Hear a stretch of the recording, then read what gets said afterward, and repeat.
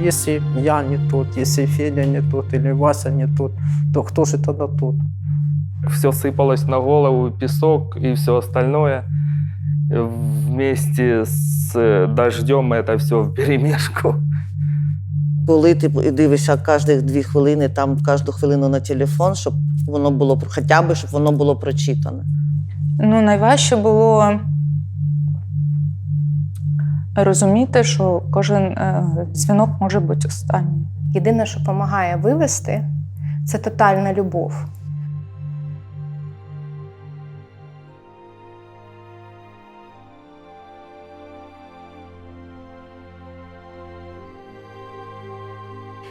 Вітаю кожного, хто сьогодні завітав на такий важливий захід під назвою «Нескорені. Голоси ветеранів та їхніх партнерок». Ну, родина в мене 5 дітей. 5 дітей. Було дуже тяжко. Дуже тяжко. Я декілька років втратив, не бачив, як ростуть діти. Поки його не було, майже 2 роки, я кожну годину прокидалася, так сиділа, молилася за нього постійно. Я коли був в окопах, то я просив Господа Бога, щоб просто побачити свого синочка. Щоб я просто побачив його, як він народиться на цей світ. Бути жінкою військового – це перш за все про освоєння нових якостей, які жінці, наприклад, не властиві можуть бути. Мужність, яка жінці не властива, вона починає жити в тобі, тому що ти розумієш, що поруч немає твого сильного чоловіка, за чиїм плечем ти можеш стати і бути маленькою дівчинкою. Ти не можеш собі дозволити просто розкиснути і опустити руки. Ти збираєш всю силу в кулак, всю волю в кулак, просто віриш, надієшся і стаєш сильнішою. І з таким чином саму себе підтримуєш. Тотальне очікування і абсолютна відмова від свого власного життя. Все підпорядковано тотальному очікуванню. Ти спиш з телефоном, ти їш з телефоном, ти працюєш з телефоном, ти в туалет, вибачте, ходиш з телефоном. І коли страшно, а страшно буває дуже часто, ти пишеш і пишеш, і ти пишеш в нікуди. Я абсолютно відмовилась від свого цивільного життя на той момент, поки мій чоловік був на фронті. Я не ходила в гості, я не ходила гуляти, я не ходила в ресторани. Бо для мене це була своєрідна зрада. Я погоджуся з дівчатами, що бути дружиною військового – це бути включеною 24 години на добу, бути завжди готовою взяти слухавку в будь-який момент, неважливо, на роботі, де б ти не був. Разом з тим, постійно я моніторила, де він знаходиться, що там, як там. Хоча ж я розуміла, що зовсім ти ніяк не можеш на це вплинути, нічим не можеш допомогти. І зараз я розумію, що це ще більше тебе на це таке емоційне дно штовхає, що це, мабуть, було і неправильно, але на той момент це був такий, мені здавалося, як наче я щось контролюю. Хоча насправді нічого ти не контролюєш. Найголовніше – родина. Давати одному йти на компроміси і зберігати кохання, а все інше можна подолати. Тому я вважаю, головне зберігати в собі кохання, віру в один одного. Як кажуть, більше проводити часу з родиною – це самі найкращі ліки. З дітьми, з дружиною – це саме найкраще, я вважаю. Время с дружиной его не хватало никогда, и то работа, то война. Ты понимал, что это время надо было посвятить своей дружине. Находясь на фронте, ты видел сотни, тысячи смертей. Понятно, что супруге ты не будешь рассказывать то, что происходило. Когда летят руки, ноги, когда закапывают пацанов живьем. Но ты мог сказать, что не вернулись практически все. Она понимала, я не стал ее обманывать, где бы я ни находился, на Солидаре или это, я говорил, что я в окоп. Она просила меня, не ври, самое главное, не ври, где ты есть, ты говори. Але ж дружина – це найкращий психолог, тому від дружини щось скривати немає сенсу, тому що вона тебе, як ніхто, розуміє. Це найдовіреніша людина, тому навпаки краще з дружиною розмовляти, розповідати все. Я відкриваю двері і стоїть Саша. І хочеться і плакати, і сміятися. Контузії, багато контузій. Він прийшов з війни, війна з нього не вийшла. Тоді давайте перейдемо і почнемо тоді іншу сторінку. Це сторінка, що значить бути жінкою ветерана, коли він повертається. Важко. Важко, тому що інша людина, геть зовсім інша людина. Як він сприймає навколишнє середовище, спілкування, треба підбирати ще поначалу там слова, бачити, як він себе почуває, в якому він стані, коли його не трогати краще. Так. Коли повернувся я на робочу свою ділянку, то співробітники дуже добре зустріли мене. Да, було багато питань, як воно, що там. Мені дуже було складно їм відповідати. По стану здоров'я я ще довгий час не міг спати, прокидався дуже часто вночі, просто виходив на балкон, на вулицю, щоб перекурити і подивитися на небо. Бо тиша, до всього прислухаєшся, до кожного шороху, крику. Бути жінкою ветерана – це серед людей ти відчуваєш невимовну таку гордість за свого чоловіка. А вдома зовсім інше, тому що, як сказала Оля, чоловік приїхав іншим. Це все те, що я коханий чоловік, просто трошки інший, з якимись трошки новими якостями, новою поведінкою, але все-таки все той самий коханий, який був багато років тому. Я свого вже колишнього чоловіка ніколи не жаліла. І це не тому, що я його не любила. Тому що я вважаю, що жалість по відношенню до ветерана – це виключно приниження. Саме оптимальне відчуття, яке ми можемо дати ветерану, це безумовна повага. Коли жінка стикається з тим, що її кохана людина втрачає кінцівку, або коли вона отримує поранення, єдине, що допомагає вивести – це тотальна любов. Кожна жінка, яка зараз сидить у цьому залі, вивезла все, що вона вивезла, виключно на тотальній, безумовній любові до свого чоловіка. І я не покинула цю країну, бо я не могла покинути тут чоловіка. Бо в будь-який момент він би міг приїхати додому у відпустку, а я би була десь з дітьми за кордоном. Я зразу спитала, що трапилось. Він каже, ти знаєш, в мене трошки немає ноги. Я кажу, як трошки? Він каже, з коліна. Я відчула полегшення. Я думала про себе, я думала, що для мене ця війна вже закінчилась. Мій чоловік повернеться до мене додому. Все.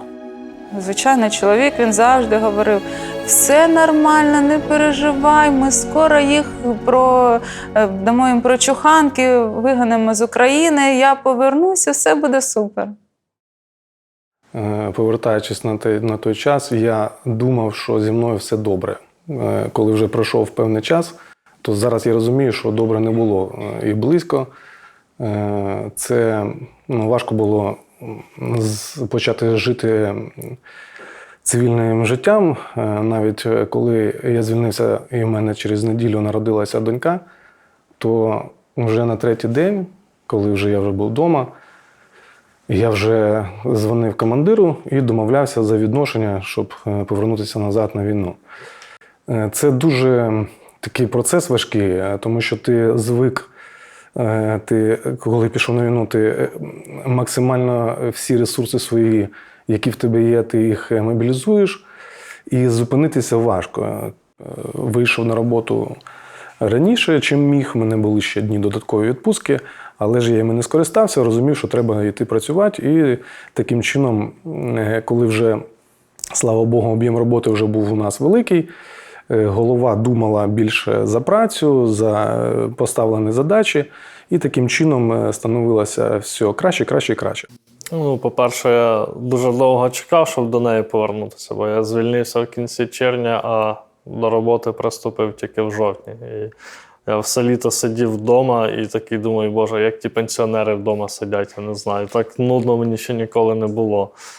Ну, с большим уважением я отношусь к своему мастеру Александр Назаров. У него в первые дни войны погиб сын.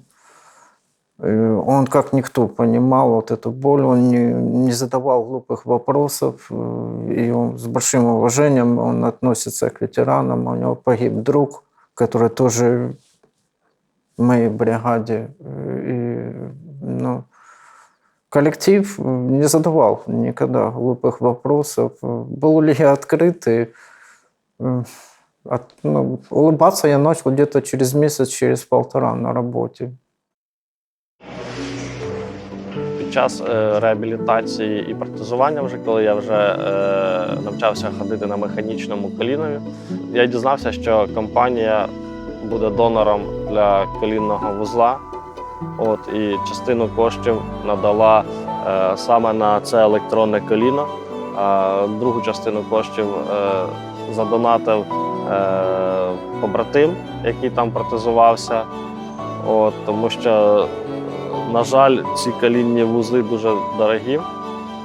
І хотілося б, щоб і держава в майбутньому надавала змогу всім, хто має високу ампутацію, щоб в них саме такі колінні вузли були. Олеже, а що ви зробили? От в першу чергу, я розумію, що у вас була зовсім інша історія через ампутацію, яка все одно, знаєте, там мої друзі теж, хто воює, вони повертаються і в першу чергу сплять і їдять борщ, наприклад. Ну, у кожного своє. Що ви зробили в першу чергу? Зібрав велосипед і поїхав кататися. Бо я його купив якраз в той день, коли мобілізувався. Він мені з нової пошти прийшов, такий, я навіть на велосипеді не поїздив. Потім в листопаді друге поранення було. Я приїхав, почав його збирати, а в лютому ампутація, я так на ньому і не поїздив. Там поставили механічний протез, на ньому є режим велосипеда і треба то його якось прокатати. Та й все. Олександр, що у вас такого було? Що ви зробили? Про що мріяли і все ж таки повернулися і зробили? Сходив на рибалку, нарешті. Закинув вудку, зловив карасика, пожарив. І довгий період часу я спав, висипався. Бо це дуже не вистачало в окопах. Я розумію, що у кожного був свій досвід реабілітації. От що важливо для вас в реабілітації? Це спілкування з рідними, з тими, хто тебе може в даний час підтримати, вислухати тебе, як, допустим, психолог той же. У мене психолог – це кохана моя, тесть любимый, который на даче всегда выслушает и поговорим. Хорошо. Правильно. Да. И трудотерапия, покопать. Реабілітація обов'язкова. На першому етапі, я вважаю, добре, що для нас дали можливість відпочити, саме там санаторно-курортне лікування. Це дуже важливо, тому що особисто для мене, наприклад, велике бажання було під час війни просто побути самому. Я записувала наші телефонні дзвінки і потім слухала, переслуховувала його голос, згадувала. Для мене особисто війна була дуже близько, ось тут вона була. От Андрія звільнили, з травня місяця він тут, і війна стала трішки далі. І я розумію, що у людей, якщо у них немає рідних на війні, вона і була далі. Я вернулся. Ну, когда я пришел на комбинат, вы просто не представляете, сколько было вот этих обид, сколько было радости. Некоторые, вы знаете, одна женщина, она подошла, она стояла, она не знала, она просто, у нее муж сейчас воюет. И она стоит и говорит: живый, живый, живый. Она на меня дивится, говорит: живый. И она меня обняла, говорит, ну. Зараз я звертаюсь до Олександра, оскільки ви говорили про це відкрито, і ви ваш колишній чоловік, то у вас така історія, що ви пройшли разом службу, війну, яка ще триває, звісно, ампутацію. Ну, таке життя. Ви розійшлися. Я чесно скажу, будь-яке розлучення – це маленька смерть. І легко не буде ніколи. Єдине, що може допомогти пережити цей період – це надія. Як залишитися в нормальних відносинах? Поважати одне одного. Ось і все. Знаєте, начебто я найбільш пострадавша в цій війні. Мене Андрій більше заспокоює, підтримує. Я дякую Богу. Я думаю, що його Господь якось тримав. І я якихось таких ось сильних психологічних там порушень, там, знаєте, не помічаю. Він такий же терплячий, люблячий, якби добре відноситься. Я дуже вдячна за це. Тобто таких от якихось ситуацій, таких прям критичних, що це прям наслідок війни, я не помічаю. Я їх помічаю в собі. У мене більше. Коли він вже повернувся, то я більш така якби нервова, збуджена, якби, як психологічно травмована, скажімо. Ну, якось отака от. Тобто зараз я видихаю. Тобто я 3 роки там з чимось трималася, а оцей рік якось я видихаю, і більше Андрій мене підтримує, за що йому дуже вдячна. Але ж є такий нюанс у хлопців. Хлопці мене розуміють, і взагалі таке виховання у нас в державі і в поколіннях, що хлопцям це якось не личить. Ходить там, щось жалуватися, розповідати, як їм там плохо. Вони всі тримаються до останнього, і чим швидше людина це все поділиться з кимось, то чим краще становиться психологічний стан. В первую очередь выразить слова благодарности нашим военным, нашим демобилизованным, членам их семей, это детям. И, конечно, низкий поклон и вечная память всем тем, кто... Но я сейчас просто хочу сказать, что к хорошим психологам нужно обращаться, не закапывать свою проблему, если они существуют и нужна помощь. Але я хотів саме заакцентувати увагу на довготривалій реабілітації. І це дуже великий, такий серйозний виклик, саме довготривала реабілітація. Вона там повинна йти від самого початку, коли людина приходить. Туди має входити як ментальне здоров'я, так і підтримка фізичного здоров'я. Це перший рік обов'язково, а взагалом це має відбуватися на протязі 3 років. Це моя така думка. Ми багато кажемо про адаптацію ветеранів при поверненні, але ми нічого не кажемо про адаптацію суспільства до повернення ветеранів, і це сором в нашій країні. І найогидніше, що я колись чула від жінок, я б так ніколи не змогла, або я б свого не відпустила. Вона реально в голові людини, що я реально отак от приходить лютий 22-го року, об'являється війна, і я таку кажу Олегу: чуєш, Олег, війна почалась, тобі пора, ми готові, йди, я все вивезу, давай. Ні, такого не було. До цього ніхто не може бути готовий. Що нам може допомогти – це доброта і розуміння одне одного. Як би нам не було важко.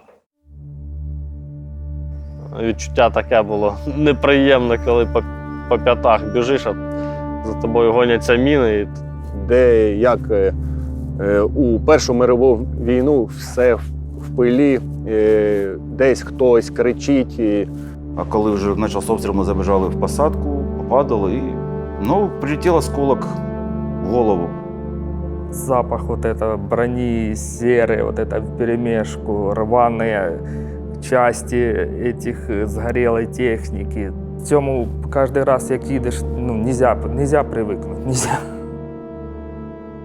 Единственное, что сейчас самое, чего боюсь тишины. И даже вот когда проходишь медосмотр, ты ощутил, то есть уважение врачей, уважение, ты пытаешься что-то скрыть, что у тебя что-то со здоровьем, но ты понимаешь, что, если человек, то есть он полгода, на ноле это все, это человек сходит с ума. Это говорит Америка, Европа. Но когда человек находится 2 года, и вы просто не представляете, что... слава Богу, что, то есть нас помнят, да, що є підтримка. Що...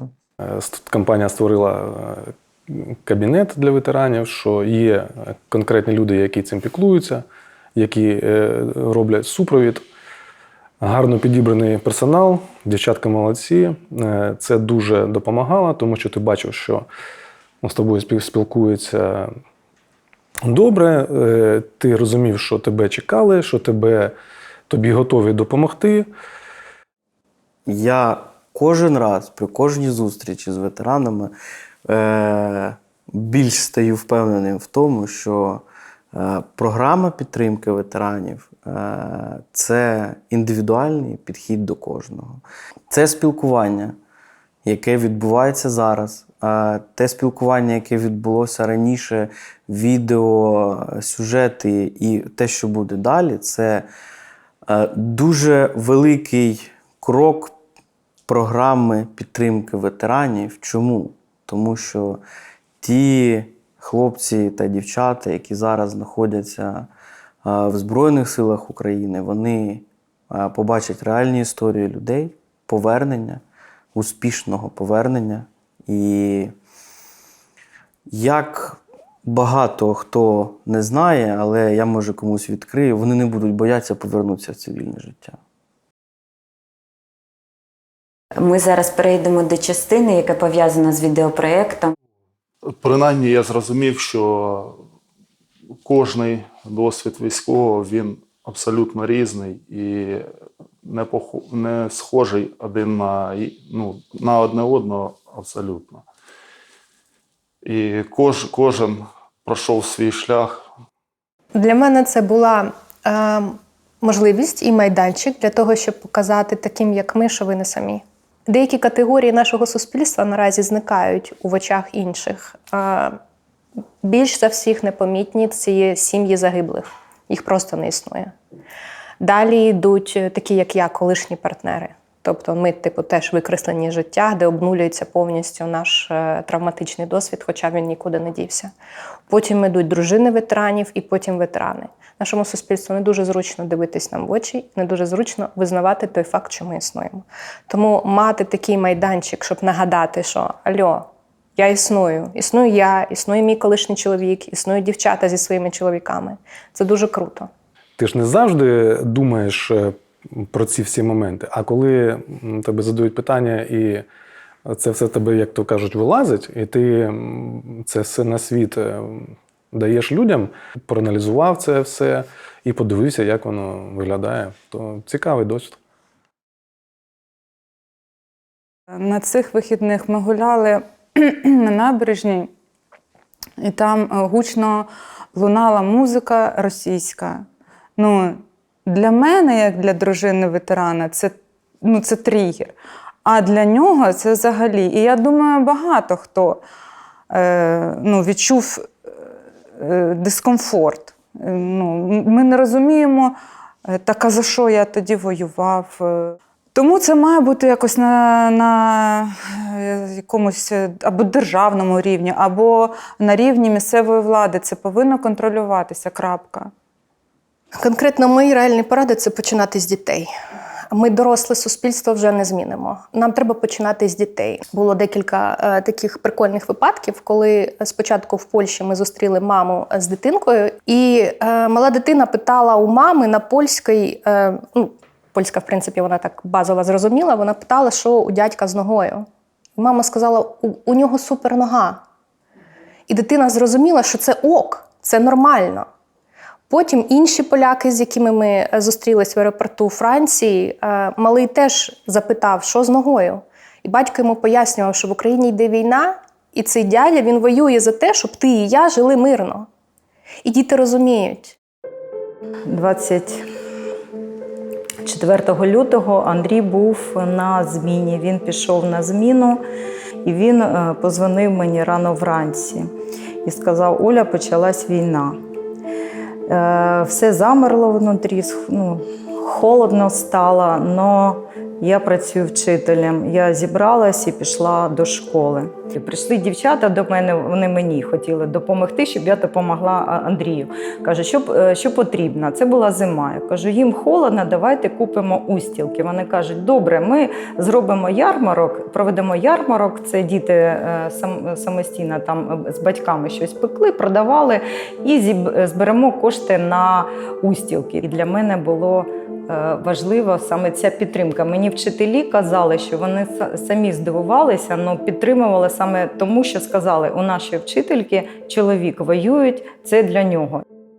Про це треба говорити і, звичайно, починати з дітей. Звичайно, да, абсолютно правильно. Треба робити ці зустрічі з ветеранами, робити зустрічі з ветеранами з інвалідністю. Особливо це дійсно, тому що дітям насправді ніхто не пояснював, як відноситись, що робити. Мені є що сказати на противагу вашим словам, тому що ми живемо за містом, не так далеко, 20 кілометрів від Горішніх Плавнів.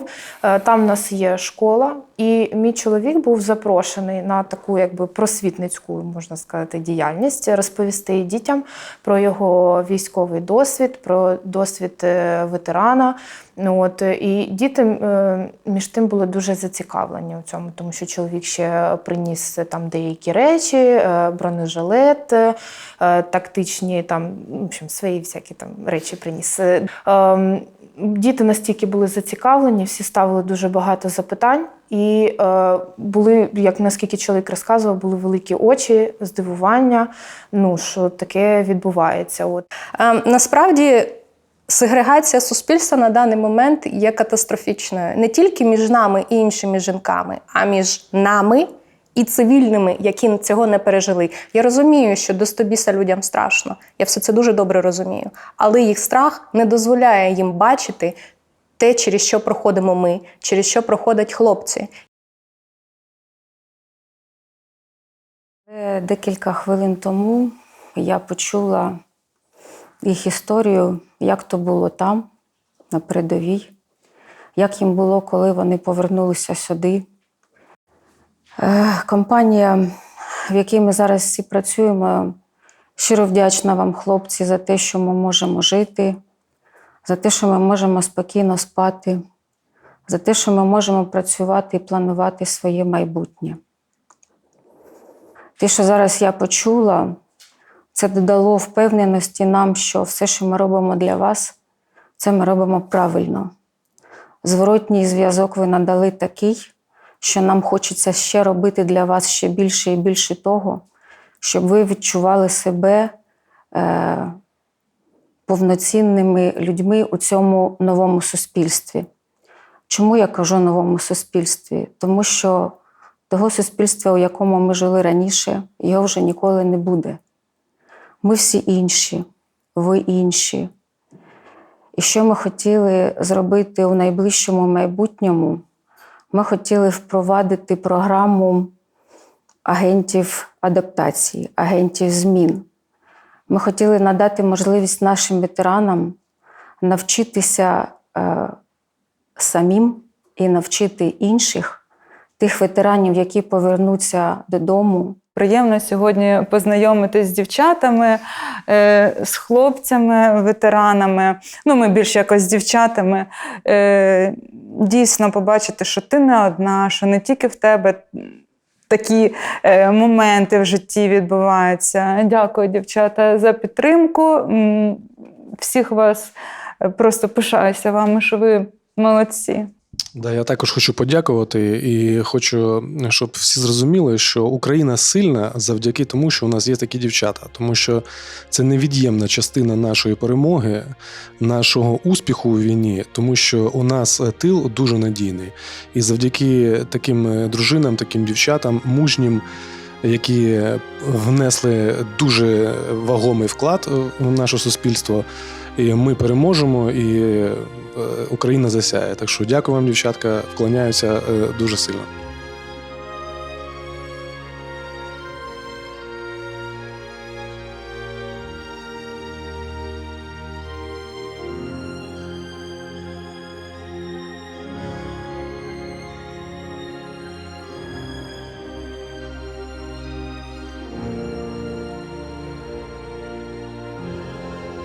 Дякую всім учасникам нашого заходу за відвертість. Дякую ветеранам за вашу службу.